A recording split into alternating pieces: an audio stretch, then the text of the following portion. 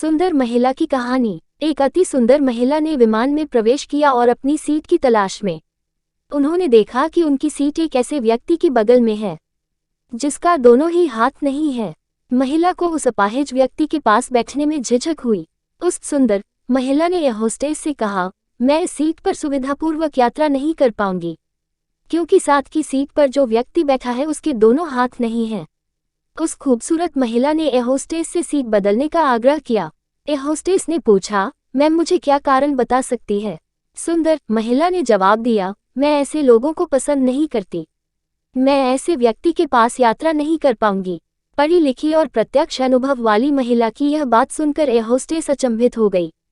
महिला ने एक बार फिर एयर होस्टेस से कह दिया कि मैं उस सीट पर नहीं बैठ सकती, इसलिए मुझे कोई दूसरी सीट दी जाए।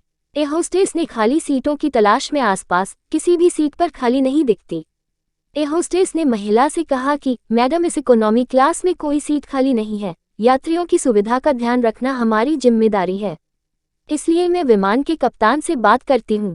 कृपया तब तक थोड़ी गांभीर्य बनाए रखें। ऐसा देश होस्टेस कप्तान से बात करने वाले। कुछ देर बाद उसने लौटने के बाद महिला को बताया, मैडम, आपको जो असुविधा हुई है उसके लिए बहुत खेद है। इस पूरे विमान में केवल एक सीट खाली है और वह पहली श्रेणी में है। मैंने हमारी टीम से बात की और हमने एक खास फैसला लिया। एक यात्री को इकोनॉमी क्लास से पहली श्रेणी में पोस्ट करने का कार्य हमारी कंपनी के इतिहास में पहली बार हो रहा है। सुंदर महिला अत्यंत प्रसन्न हो गई। इससे पहले कि वह अपनी प्रतिक्रिया व्यक्त करती है और एक शब्द भी बोल चमत्कार करती है, एयर होस्टेस उस अपाहिज और दोनों हाथ विहीन व्यक्ति की ओर बढ़ गई और कथन से उनसे पूछे, सर, क्या आप पहली श्रेणी में हैं? जाए, क्योंकि हम नहीं चाहते कि आप किसी अजनबी के साथ यात्रा करके परेशान हो। यह बात सुनकर सभी यात्रियों ने ताली बजाकर इस फैसले का स्वागत किया। वह अति सुंदर दिखने वाली महिला तो अब शर्म से दिखती ही नहीं उठा पा रही थी।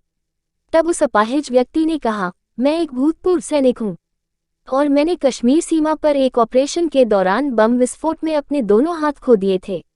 सबसे पहले जब मैंने इन देवी जी की चर्चा सुनी तब मैं सोच रहा था कि मैंने भी किन लोगों की सुरक्षा के लिए अपनी जान जोखिम में डाली और अपना हाथ खोए।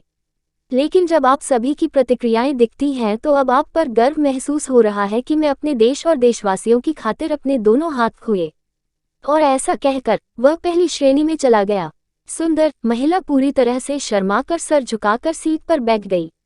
अगर विचार में ऐसा नहीं है तो ऐसे सौंदर्य का कोई मूल्य नहीं है।